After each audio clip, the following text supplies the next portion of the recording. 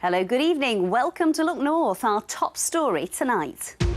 Ready to lift the local economy, the South Yorkshire airship factory set to create 1,000 jobs. We're bringing a brand new green aircraft production line to Doncaster with all of the supply chain that's needed around that. So that's 1,200 new jobs in aerospace.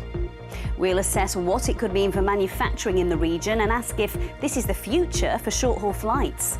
Also tonight, 19 months of suffering, the 12-year-old girl from Selby who still has the long-lasting effects of COVID.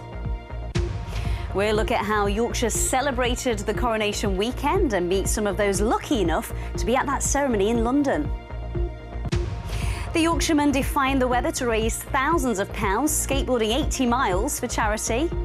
And it's going to be a very unsettled week. This picture taken in Skipton sums it up. There will be some sunshine, but also potentially some thunderstorms around. Join me for that week ahead forecast.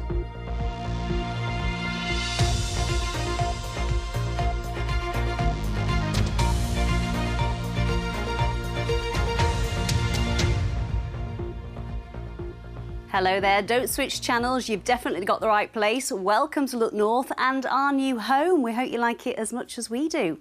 First on the programme tonight, a pioneering aircraft manufacturer is set to open a new factory in South Yorkshire with a promise to create more than 1,000 jobs.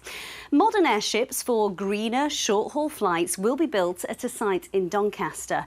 It's been hailed as a huge economic boost for the region. So what exactly is an airship? Allow me to explain. 100 passengers can be transported in a cabin suspended below a 90-metre long helium balloon. Now, this can reach speeds of around 100 miles per hour. They'll emit 90% less carbon than a traditional aeroplane. 1,200 people will eventually work at the Doncaster factory, with the first airships floating into the sky in 2025. Our transport correspondent Spencer Stokes has been speaking to the company, promising to put Doncaster back on the aviation map. Looking like something from another planet, could this be the future of short-haul air travel? The UK company behind this helium-filled aircraft believes so, and next year will begin building the first of their airlanders at a huge new hangar in Doncaster. For the time being, a mock-up at a warehouse in Bedfordshire gives a glimpse of a very different travel experience. So this is an example of what we can do with Airlander like nothing else flying today. This one's for our tourism and leisure clients, but imagine this fitted out instead with 100 business class spacious seats. We're bringing a brand new green aircraft production line to Doncaster with all of the supply chain that's needed around that. So that's 1,200 new jobs in aerospace, a big new facility with aircraft being built and flown out of that facility for flight testing. It's a huge project and really exciting for the region. The original Airlander has now been deflated, but this is what it looked like in its hangar. A similar facility will be built in Doncaster, and the city's former airport is one of several potential sites. Instinctively, it might feel like Doncaster Sheffield Airport, if we can get that reopened, is the best place for them. And there are, of course, benefits to putting aviation in a cluster. But there would be tension between massive blimp-like aircraft taking off alongside a working airport. So it's not a given that's where it goes, and the most important thing is we get them to Doncaster and we get a site that works for the manufacture of those aircraft.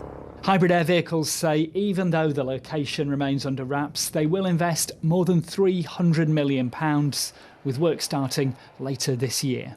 We'll see aircraft flying from a couple of years' time and in service with their first customers in 2026 or 2027. That business will be exporting aircraft all around the world to go and fly those regional flights, net zero, coming out of the UK and more specifically out of Doncaster. There she goes, she's just away. Airship technology dates back a century, this one launching from Manchester in 1932. Back then they were inflated with flammable hydrogen. Today helium fills the canopy, and orders for Doncaster-built models have already been placed. In Spain, we're working with Air Nostrum, one of Europe's biggest regional airlines, and that is on pure passenger transport, 100 passengers at a time. What we're looking at in Scotland is a mix of passengers and freight to deliver people and things to the places that need them. Doncaster has, for the time being at least, lost its airport, but touchdown for hybrid air vehicles promises a very different aviation future in South Yorkshire. And certainly very fancy looking at the inside of there. Spencer's here now. Welcome to our new home, Spencer. Why Doncaster? Yeah, it's an interesting question. I think because the Advanced Manufacturing Research Centre is based down the road in Rotherham, they've seen some high-profile companies based there, Boeing and Rolls-Royce, so that's attracted them. But the Combined Authority, the Mayor, Oliver Coppard, has also played a big role in this. He's offered them £7 million as a loan if they set up in Doncaster.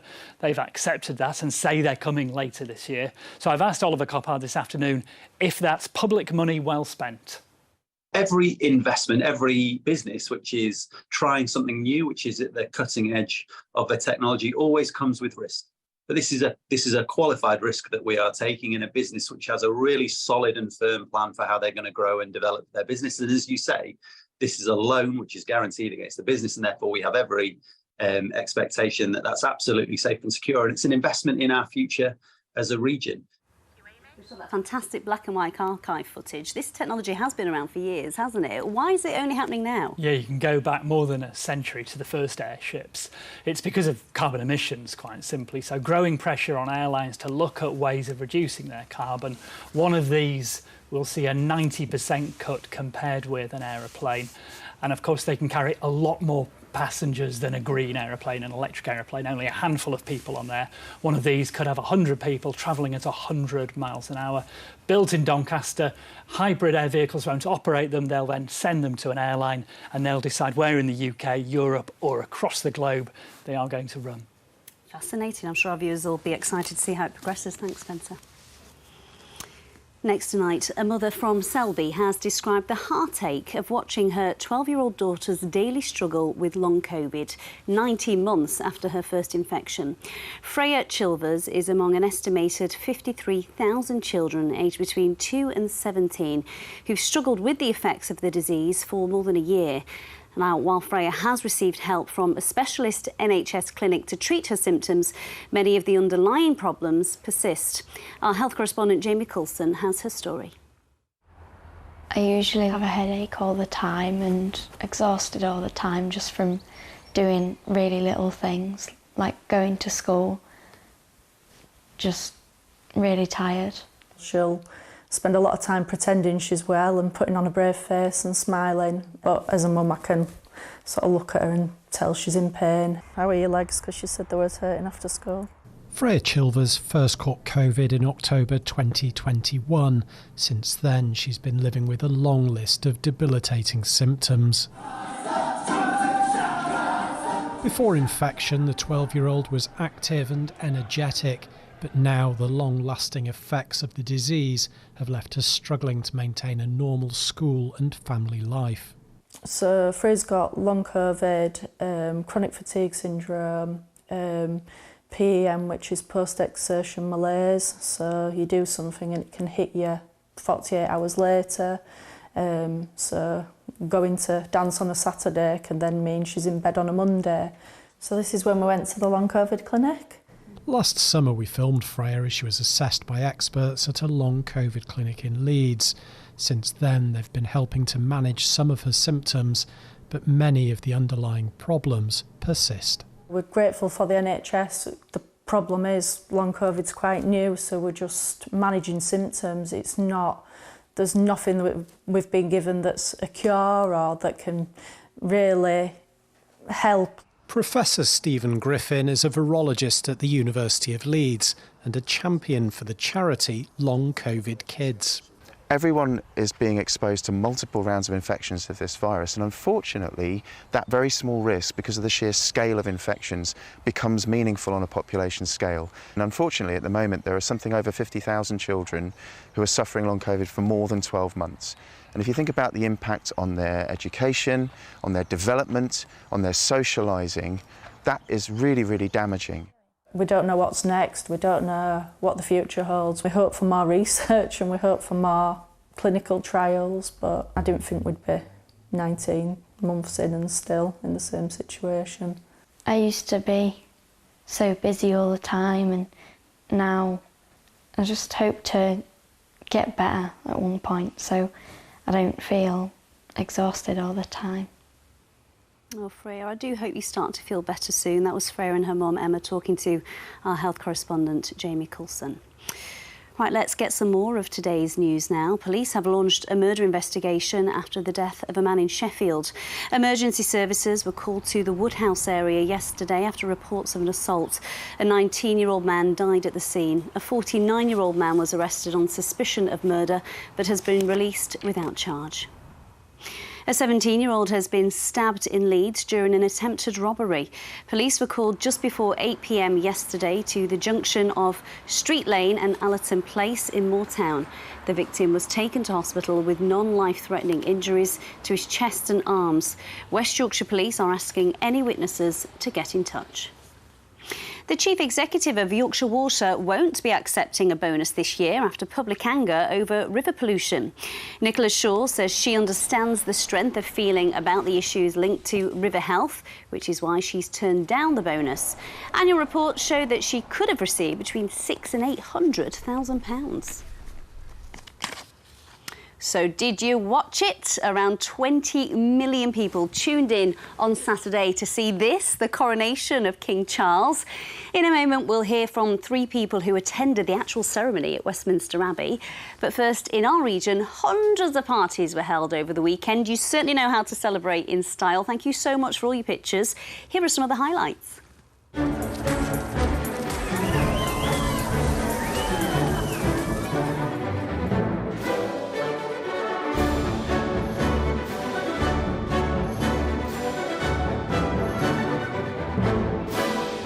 Gifts of wisdom and love, that we and all thy people may live in peace.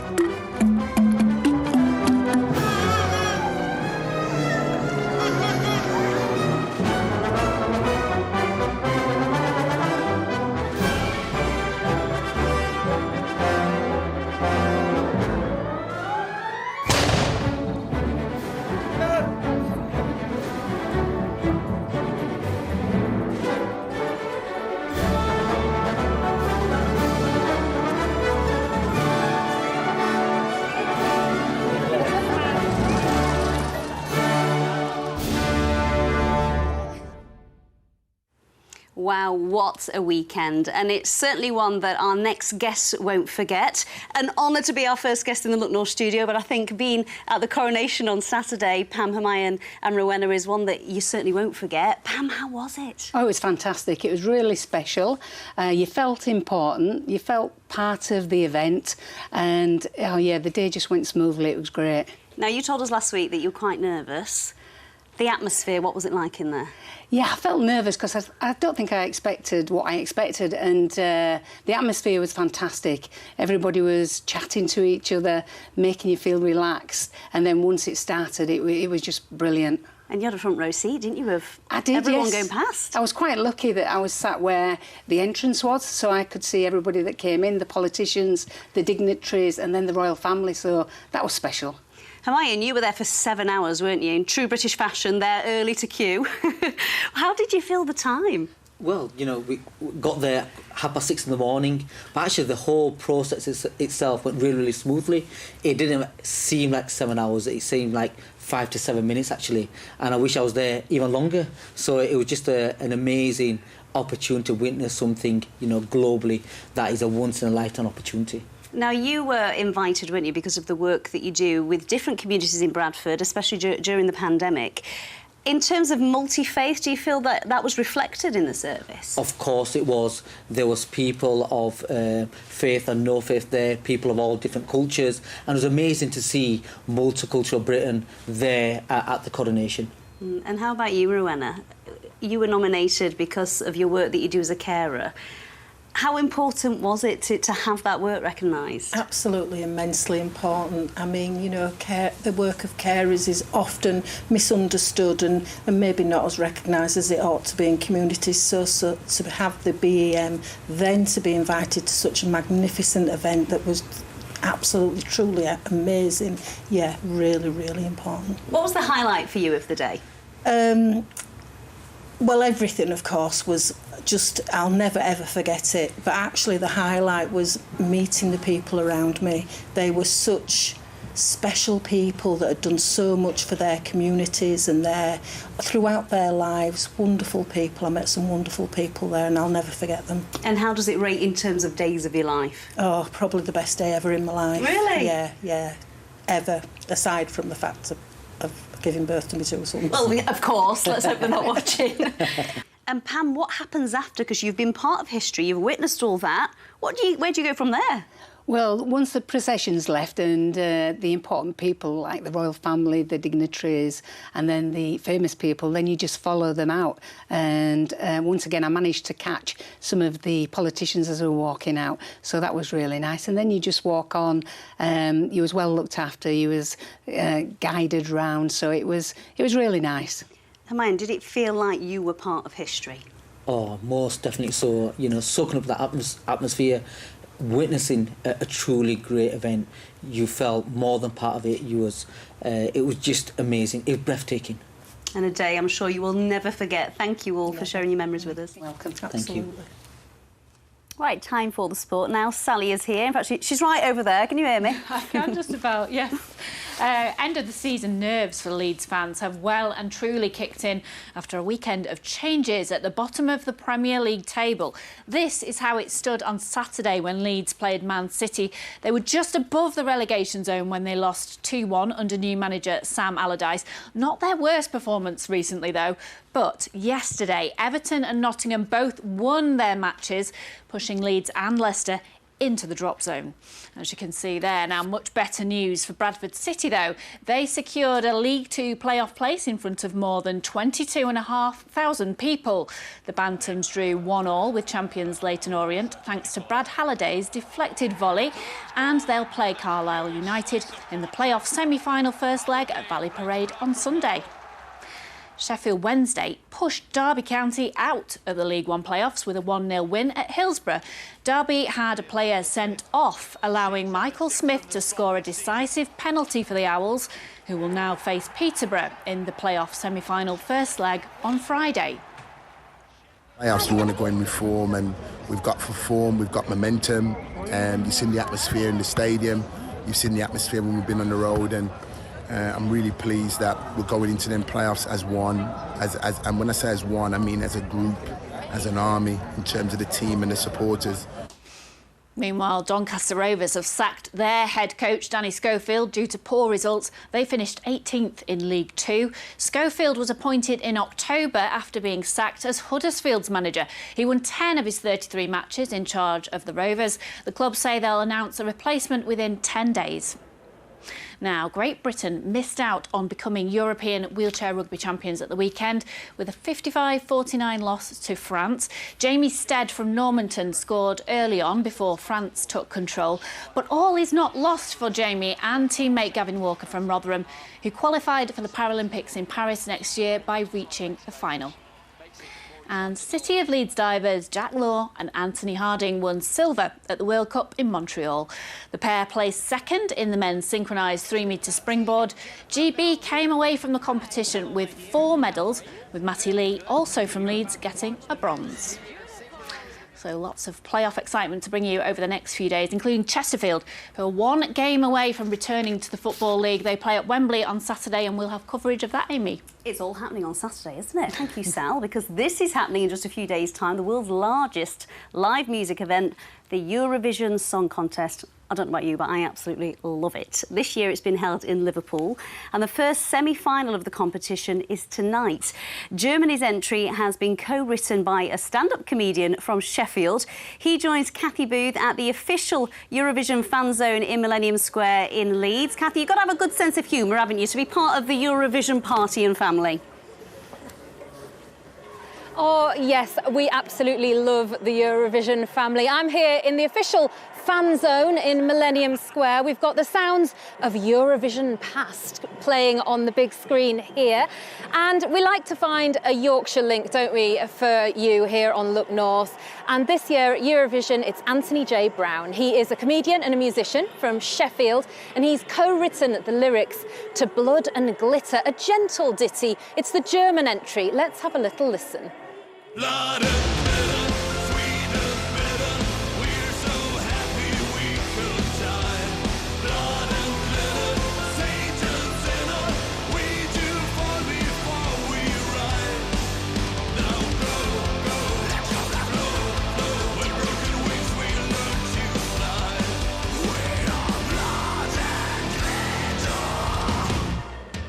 What an absolute smasher. 12 points from us here in Leeds. And look who's here. It's Anthony. How did you come to be writing Eurovision lyrics? Well, I've been collaborating with Lords of the Lost since 2015 on numerous songs, many albums, and then this wonderful Eurovision adventure presented itself and I grasped it with all my talons. Fantastic. And these glam heavy metal acts, they can do quite well. Maneskin won it for Italy a few years ago. How do you think Germany will do?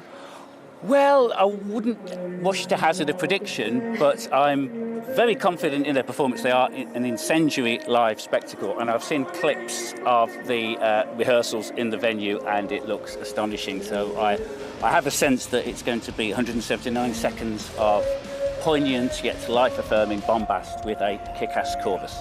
That's just what I was about to say, absolutely. And you are going to be there in Liverpool on Saturday. How are you feeling about that? Well, I can't pretend to be glacially cool about it. I'm really quite excited about the prospect, and when I'm in there and watching them perform that song that I've contributed to, I think it will be an avalanche of goosebumps. It'll be fantastic. And you don't get into Eurovision to be glacially cool, do you? Thank you, Anthony, and good luck. Of course, you can't vote for the UK, so maybe that German entry should be getting our Yorkshire votes. Now, if you want to come down here on Saturday and watch the final, you can. Tickets are still available. They are on a pay-as-you-feel basis, and any money that's made goes to the Leeds Together with Ukraine appeal. So it's a good excuse to come and have a party for a good cause. It Amy. certainly is, and if there's glitter and lycra like that on the night, it'll get my 12 points, that's for sure. Finally tonight, a skateboarder from Malton in North Yorkshire is having a well-earned rest this evening after attempting to make it into the record books. Ryan Swain braved torrential rain yesterday. It was miserable, wasn't it? He started the challenge to skate more than 300 miles in 24 hours. He's been raising money and awareness for mental health charities. So how did he get on? Olivia Richwald can tell us more. Ryan Swain started his skateboarding challenge full of hope. He was planning to travel 300 miles in 24 hours on his four wheels. But soon after he began at Elvington Airfield near York, it started to rain, and it didn't stop. It became clear the downpours and the puddles would slow him down. Well, Ryan's been going for more than 6 hours and he's done well over 50 miles, and it's so hard because it is so wet. And the wheels are just slowing down in those puddles, and he's exhausted. He just said he needed a massage, but he can't stop because he's so determined to beat this world record.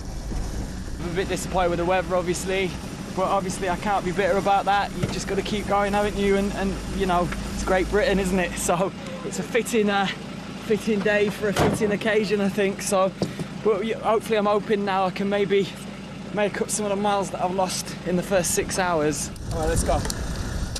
The world record for long-distance 24-hour skateboarding is held by an American who completed the challenge in the Florida sunshine. Ryan has ADHD and was raising money for mental health charities. Since he was 7, he's been doing things for charity. Started off with RSPCA and biscuits and baking and things, and he's gone on from there. Mega proud of him, yeah, mega proud of him. He never ceases to amaze me and his mum, never, in what he does and what he comes up with. He always thinks outside the box, which is another I would say, a good positive trait of ADHD, which he was diagnosed with at 22. No matter what the outcome is of today, what an achievement he's made already. Absolutely just, you know, an inspiration really to a lot of people. But it wasn't to be. Ryan was forced to stop more than 11 hours into the challenge with an injury to his hamstring. He'd skated for more than 87 miles. here we are. So I've gone 12 hours and I just can't take any more. I can't move it, so it's a shame. I'm heartbroken, obviously. Hopefully, fingers crossed, this will heal nicely, and maybe we can look at maybe going again in the future. So. Despite Ryan's disappointment, he managed to raise more than £4,500 for mental health charities, and he hopes the 87 miles he did achieve will soon be confirmed as a new British record. Olivia Richwald, BBC Look North, New York. Great effort. Well, it's a while since we've been in the same room together. Bit posh for us, this, isn't it? It is. You've been a bit lonely without me, haven't you, for the last 7 weeks? But say that. We're back together and we've got some fantastic pictures to show you from the last 24 hours. Now, this is a rare one. This is, wait for it, a Kelvin Helmholtz cloud. The wind speeds are higher at the top of the cloud compared with the lower section, and it rips the top end off. Really quite rare clouds. Thanks for that, Sue at Bempton Cliffs. And this sums up the weather we've had today with thunderstorms, especially in South Yorkshire and across parts of Derbyshire. If you've got any pictures, send them to me. The addresses are on your screen right now. So the next 24 hours will continue to be a mixture of sunny spells and scattered showers. And again, some of the showers will be heavy with the risk of some hail and thunder. The headline is coming up right now. So let me explain what's happening, because it is really very unsettled. We've got low pressure. This area of low pressure is going to drift down from the northwest. But the good news is pressure then builds right across us just in time for the weekend. Saturday looks a great day. A bit of a question mark about Sunday. After a fine start, it may well rain later, but I'll keep you tuned with the latest forecast on Look North this week. Now, you can see on the satellite picture that the whitest of the clouds have been down across South Yorkshire, the North Midlands into Lincolnshire. That's where there's been 1 or 2 thunderstorms, but those showers and thunderstorms will clear away southwards, and then all parts will be dry with clear spells. We'll see lowest overnight temperatures coming in at 6 or 7 degrees. So tomorrow's high water times in Scarborough 8:01, Bridlington at 12 minutes past 8. So a lovely start, especially towards the coast. We'll have showers from the word go. They get pushed eastwards and they develop as well. The greens there indicate there could be 1 or 2 heavy ones with the risk of some thunder. But just like today, it's going to feel quite pleasant in any sunshine. So 17 in Leeds and Doncaster. That's just above average for this time of the year, around 63 degrees Fahrenheit. So looking a little bit further ahead then, it does stay unsettled. Heavy showers on Thursday, a lot of cloud, but settling down a bit on Friday, Saturday. Look at that, 20 degrees for the Eurovision parties. What more do you want? I have missed you. Oh, thanks very much. But you need to polish your shoes. Yeah. You are lowering the tone in this new place. There you go then. That's it from us. If you'd like to see behind the scenes, go on to our socials at BBC Yorkshire of our new home. Bye-bye.